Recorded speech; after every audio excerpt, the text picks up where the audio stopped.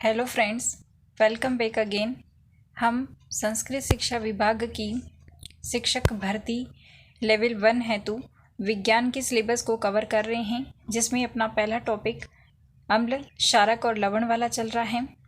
Last video में हमने कुछ लवणों के बारे में पढ़ना शुरू किया था, तो आज अपन उसके आगे से पढ़ेंगे। तो चलिए फ्रेंड्स, शुरू करते हैं अपनी आज की क्लास। लास्ट में अपन ने विरंजक चूर्ण के बारे में पढ़ा था, जिसका फॉर्मूला होता है कैल्शियम ऑक्सीक्लोराइड यानी CaOCl2। और ये जो है हमको शुष्क बुझे हुए चूने पर जब क्लोरीन गैस की अभिक्रिया करवाई जाती है तब हमको प्राप्त होता है। ठीक है। और इसका उपयोग जो है वस्त्र उद्योग के अंदर सूती और लिलेन के जो विरंजन के लिए किया जाता है, और जो कागज़ की फैक्ट्रियाज वगैरह होती है उनमें भी इनका यूज़ किया जाता है। ठीक है फ्रेंड्स, आज अपन इसके आगे दूसरा जो लवण है बेकिंग सोडा, इसके बारे में देखेंगे। ठीक है। और ये जो विरंजक चूर्ण है उसके बारे में आपको एक और फैक्ट ध्यान में रखना है कि ये पीने वाले जो जल होते हैं उसको जीवाणुओं से मुक्त करने के लिए भी यूज़ में लिया जाता है। ठीक है।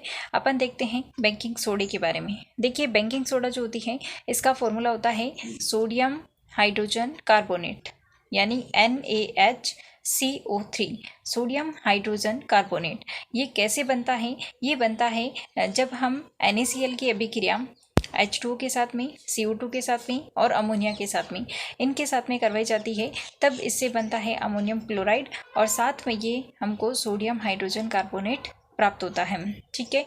अगर पूछा जाए कि सोडियम हाइड्रोजन कार्बोनेट बनाने के लिए मूल पदार्थ कौन सा काम में आता है, तो ये NaCl काम में आता है, और साथ में हमको H2O और CO2 तथा अमोनिया गैस पास करनी पड़ती है, तब जाकर हमको जो होती है अमोनियम क्लोराइड के साथ में सोडियम हाइड्रोजन कार्बोनेट प्राप्त होता है। इसका यूज़ कहाँ पे किया जाता है? तो रसोई घर के अंदर जो स्वादिष्ट खस्ता पकौड़ी वगैरह वो बनाने के अंदर यूज़ किया जाता है, और खाने को शीघ्रता से पकाने के अंदर भी ये यूज़ में आता है। ये सोडियम हाइड्रोजन कार्बोनेट एक दुर्बल असंक्षारक क्षारीय लवण होता है, जिसका उपयोग हम अम्ल को उदासीन करने के अंदर काम में लेते हैं। यानी जो सोडियम हाइड्रोजन कार्बोनेट होता है ये एंटा एसिड के रूप में भी प्रयोग में लिया जाता। ये जो एंटा एसिड है या सोडियम हाइड्रोजन कार्बोनेट है, जब इसको ऊष्मा दी जाती है तो ये अपघटित हो जाता है और इसी सोडियम कार्बोनेट यानी Na2CO3 plus H2O plus CO2 ये बन जाता है। ठीक है। Sodium carbonate plus H2O plus CO2 बनता है। इसके उपयोग बेकिंग पाउडर बनाने के अंदर भी बेकिंग सोडे का यूज़ किया जाता है, और जो बेकिंग सोडा है सोडियम हाइड्रोजन कार्बोनेट और टार्ट्रिक अम्ल जैसा एक मंद जो खाद्य अम्ल है उनका मिश्रण होता है ये बेकिंग पाउडर, तो वो बनाने के अंदर इसको यूज़ में आता है। और जब बेकिंग पाउडर जो है उसको जब गर्म किया जाता है या फिर जल के अंदर जब इसको मिलाया जाता है, तो क्या होता है कि किसी भी अम्ल से जो H+ आयन इसके साथ में अगर जुड़ जाता है तो ये CO2 गैस इससे रिलीज हो जाती है, और साथ में ही H2O जो होती है वो अलग हो जाता है, और अम्ल या सोडियम का सोडियम सॉल्ट बनता है। ठीक है। जब बेकिंग पाउडर को गर्म किया जाता है या किसी अम्ल के साथ में मिलाया जाता है तो उससे CO2 और H2O बनते हैं, और इसका उपयोग पाव रोटी, केक वगैरह जो है उनमें उपयोग में लिया जाता है। सेकंड इसका उपयोग होता है कि बेकिंग सोडा यानी सोडियम हाइड्रोजन कार्बोनेट वो एंटा एसिड के रूप में भी काम में आता है। फिर तीसरा उपयोग है कि सोडा अम्ल जो है वो अग्निशामक के रूप में भी यूज़ में आता है। ठीक है। तो ये आपको साधारण से जानकारी बेकिंग सोडे के बारे में ध्यान में रखनी है। एक तो फॉर्मूला ध्यान में रखना है, NaHCO3 होता है, और इसका उपयोग बेकिंग पाउडर के अंदर बेकिंग जो एंटा एसिड है उसके रूप में, अग्निशामक के रूप में इनका यूज़ किया जाता है। ठीक है। मुख्य जो इसके उपयोग है और इसका फॉर्मूला वो आपको ध्यान में रखना है।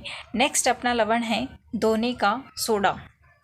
धोने के सोडे का सूत्र आपको ध्यान में रखना है Na2CO3.10H2 यानी सोडियम कार्बोनेट का 10 हाइड्रेटेड ये कंपाउंड होता है, और ये क्षारकीय लवण होता है। किस प्रकार का लवण होता है? क्षारकीय लवण होता है, और ये सोडियम क्लोराइड से प्राप्त किया जा सकता है। जब सोडियम कार्बोनेट को बेकिंग सोडे के साथ में गर्म करते हैं तब ये जो है सोडियम कार्बोनेट है वो हमको प्राप्त हो जाता है।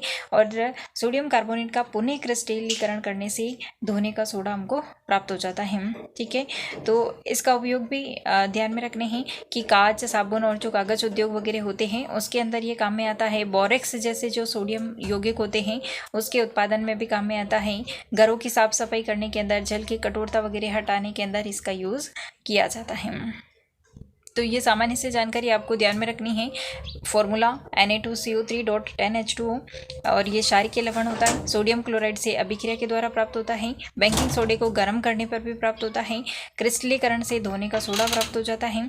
उपयोग कहाँ कहाँ पे होता है? कांच, साबुन और कागज के उद्योग में होते हैं, और जल की स्थायी कठोरता को दूर करने में, बोरेक्स वगैरह जो है उनके अंदर ये यूज़ में आता है। नेक्स्ट आपको ध्यान में रखना है plaster of Paris. Plaster of Paris को समझने से पहले आप जिप्सम के बारे में जान लेते हैं। ये जिप्सम भी एक लवण होता है जिसमें क्रिस्टलन का जल होता है। क्रिस्टलन के जल के 2 अणु इसके अंदर होते हैं, क्योंकि इसके फॉर्मूले से पता चल रहा है कि कैल्शियम सल्फेट डॉट 2H2O, यानी कैल्शियम सल्फेट के साथ में 2 जल के अणु भी इसके अंदर होते हैं। ठीक है, ये जो कैल्शियम सल्फेट होता है उसी से बनता है प्लास्टर ऑफ पेरिस। देखिए, प्लास्टर ऑफ पेरिस जो होती है सफ़ेद चूर्ण होता है, और ये कैल्शियम सल्फेट अर्ध हाइड्रेटेड के रूप में या फिर सेमी हाइड्रेटेड के रूप में जाना जाता है, और इसका फॉर्मूला होता है calcium sulphate dot half H2O। ठीक है, ये कैसे प्राप्त होता है? जब ये जिप्सम जो है उसको जब 373 केल्विन पे गर्म किया जाता है तो जल उसमें से जो 2 जल के अणु हैं उसमें से एक निकल जाता है, यानी आधा, इसका आधा शेष रह जाता है, यानी 1/2 शेष रह जाता है। तो जल के अणु का निष्कासन हो जाता है और यहाँ से ये जिप्सम से प्लास्टर ऑफ पेरिस बन जाता है। तो फॉर्मूले के अंदर थोड़ा सा ही चेंजेस है, आपको ये ध्यान में रखना है कि कैल्शियम सल्फेट डॉट 2H2O होता है तो उसको जिप्सम कहते हैं, और हाफ H2O होता है तो उसको प्लास्टर ऑफ पेरिस कहा जाता है। ठीक है, और इसका यूज़ कहाँ पे किया जाता है? तो जो टूटी हुई हड्डियाँ वगैरह हैं उसको सही करने के लिए काम में आती हैं। POP है, उसके अंदर आपको ये ध्यान में रखना है कि जल का केवल आधा अणु होता है। ठीक है, क्रिस्टलन जल के रूप में उपलब्ध होता है। कैल्शियम सल्फेट की 2 इकाइयाँ सूत्र जो हैं वो जल के एक अणु के साथ में साझेदारी करते हैं, और जो POP है उसका यूज़ खिलौना वगैरह बनाने में, सजावट के सामान वगैरह बनाने में और सतह को चिकना बनाने के अंदर यूज़ में लिया जाता है। तो ये अपने जो प्रमुख जो लवण दे रखे थे कुछ NCERT में, उनके बारे में अपन ने पढ़ लिया है। मेनली आपको इसका जो इनके जो फॉर्मूले हैं, यानी कि जो इनके सूत्र है और इनके क्या क्या उपयोग है और किससे बनते हैं, ये 3 चीज़ें आपको ज़रूर ध्यान में रखनी है। तो आज की वीडियो में इतना ही फ्रेंड्स, मिलते हैं नेक्स्ट क्लास के अंदर। तब तक के लिए thanks for watching this video. जय हिंद, वंदे मातरम।